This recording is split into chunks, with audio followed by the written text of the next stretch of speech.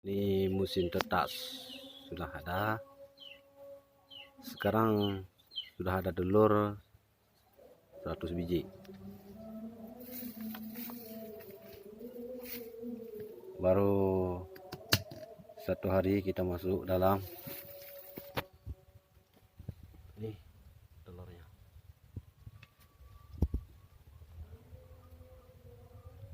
Sudah mengatur suhu.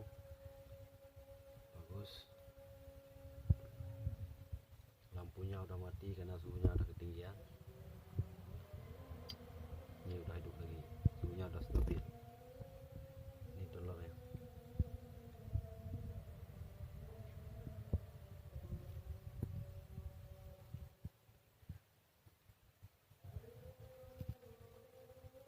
Pengatur suhunya udah bagus. Di dalam, di bawah itu harus pakai air.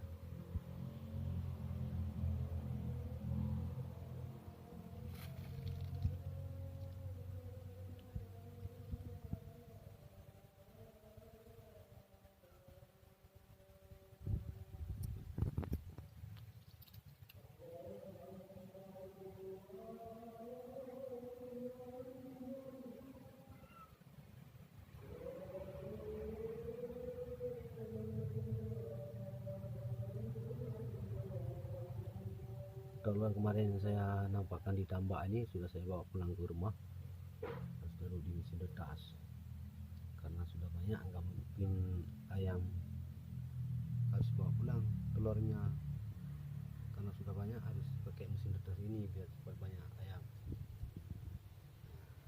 Harus usaha kecil-kecilan.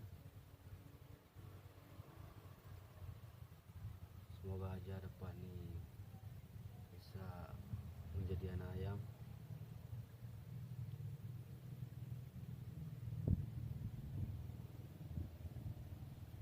Ini mesin sangat bagus, mesin penetas.